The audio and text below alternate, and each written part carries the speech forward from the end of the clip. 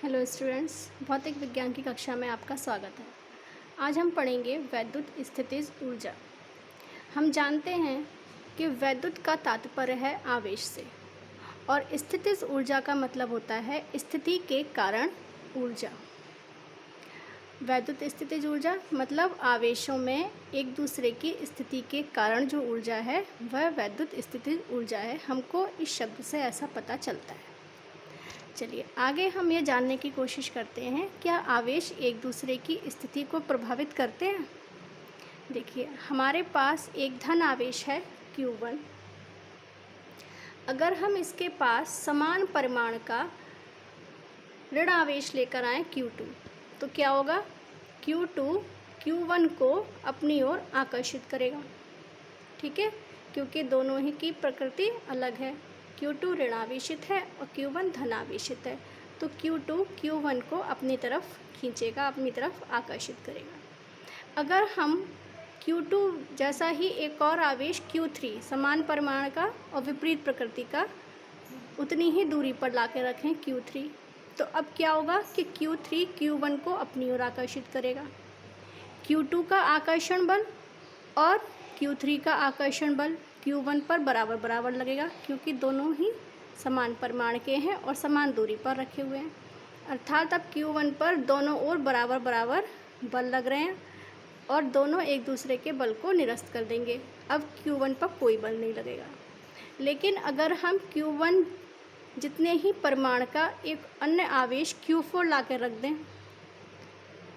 धनावेशित है Q1 और Q4 भी धनावेशित है, तो अब क्या होगा कि अब Q4 Q1 को ऊपर की ओर प्रतिकर्षित करेगा।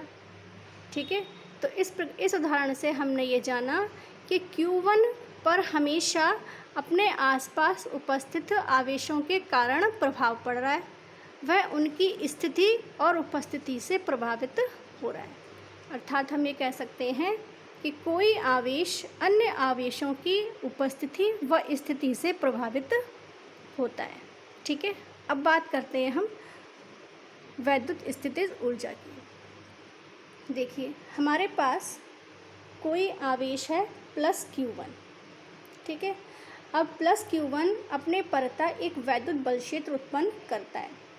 मान लीजिए कि बिंदु A पर कोई आवेश प्लस Q2 रखा हुआ है, तो Q2 पर Q1 के कारण प्रतिकर्षण बल लगेगा। प्रतिकर्षण बल F लग रहा है और इसकी दिशा क्या है, बाहर की ओर, यानी Q1 से परे। ठीक है, ये बल, इस पर प्रतिकर्षण बल F लग रहा है। अगर हम इस बल के विरुद्ध Q2 को A से B पर लेकर आएँ, तो हमें कुछ ना कुछ कार्य करना पड़ता है। ठीक, यानी कि Q1 और Q2 के बीच में प्रतिकर्षण बल है। इस बल के विरुद्ध हम Q2 को Q1 के पास लेकर आ रहे हैं, तो हमें कार्य करना पड़ेगा। हमें अर्थात किसी भी बाह्य स्रोत द्वारा कार्य किया जाएगा A से B तक लाने में आवेश Q2 को। तो ये जो कार्य होता है, इसी को ही हम कहते हैं वैद्युत स्थितिज ऊर्जा। ठीक है, आवेशों को अनंत से लाकर, वैद्युत स्थितिज ऊर्जा क्या है कि आवेशों को अनंत से लाकर किसी निकाय की रचना करने में जो कार्य किया जाता है, वह आवेशों के निकाय की वैद्युत स्थितिज ऊर्जा कहलाता है। ठीक है, अब हम फिर से देखते हैं इधर। देखिए, अगर हम Q2 को A से B तक लाए, तो हमें कार्य करना पड़ रहा है। तो इस जो कार्य हमने किया, वह कार्य कैसा है, धनात्मक। हमने कार्य किया या किसी बाह्य स्रोत द्वारा कार्य किया गया निकाय पर, तो वह कार्य कैसा होगा, धनात्मक होगा। तो स्थितिज ऊर्जा धनात्मक। अगर हम Q2 को A से C पर लेकर आएँ, तो बाह्य स्रोत द्वारा कार्य नहीं करना पड़ेगा, बल्कि निकाय स्वयं ही कार्य करेगा। क्यों? क्योंकि Q2 पर Q1 के कारण प्रतिकर्षण बल लगेगा और इस प्रतिकर्षण बल के कारण Q2 स्वयं ही C तक आने का प्रयास करेगा। तो इस स्थिति में निकाय द्वारा कार्य किया जाता है, अर्थात बाह्य स्रोत द्वारा कार्य नहीं किया गया। कार्य किसने किया, निकाय ने किया। जब हमें कार्य प्राप्त होता है, अर्थात जब कार्य निकाय द्वारा किया जाता है, तब कार्य को ऋणात्मक लिया जाता है। इस स्थिति में स्थितिज ऊर्जा ऋणात्मक होगी। जब कार्य स्रोत द्वारा किया जाए निकाय पर तब कार्य धनात्मक होगा, और जब कार्य निकाय द्वारा किया जाए तब कार्य ऋणात्मक होगा। इसी प्रकार इस स्थिति में जबकि कार्य स्रोत द्वारा किया जा रहा है तो स्थितिज ऊर्जा धनात्मक होगी, और जब निकाय द्वारा कार्य किया जा रहा है तो स्थितिज ऊर्जा ऋणात्मक होगी। देखिए स्थितिज ऊर्जा पॉजिटिव, इसका मतलब क्या हुआ कि बाह्य स्रोत द्वारा निकाय पर कार्य किया जा रहा है, और स्थितिज ऊर्जा नेगेटिव का मतलब है कि निकाय द्वारा कार्य किया जा रहा है। क्योंकि यह एक कार्य है और कार्य अदिश राशि है तो स्थितिज ऊर्जा अदिश राशि हुई। जो कार्य का मात्रक है वही स्थितिज ऊर्जा का मात्रक रहेगा, यानी मात्रक इसका जूल रहेगा, और विमा इसकी क्या होगी, जो कि कार्य की विमा है वही स्थितिज ऊर्जा की विमा रहेगी। तो कार्य की विमा क्या है, ml² T−2। अब बात करते हैं हम निकाय के स्थायित्व की। देखिए आवेश Q1 धनावेशित है और आवेश Q2 भी धनावेशित है। दोनों एक दूसरे को प्रतिकर्षित कर रहे हैं, जैसे कि इससे पहले भी हम बता चुके हैं, बल F लग रहा है, प्रतिकर्षित कर रहे हैं। अगर हम किधर लेकर आए, A से B पर लेके आए Q2 को, तो क्या हो रहा है, कार्य करना पड़ रहा है। किसके विरुद्ध, प्रतिकर्षण बल F के विरुद्ध कार्य करना पड़ रहा है। अर्थात स्थितिज ऊर्जा बढ़ेगी यदि हम A से Q1 की तरफ जाएं तो, अर्थात यदि हम Q2 आवेश को Q1 की तरफ लेकर जाएं तो प्रतिकर्षण बल के विरुद्ध कार्य करना पड़ेगा और स्थितिज ऊर्जा बढ़ेगी।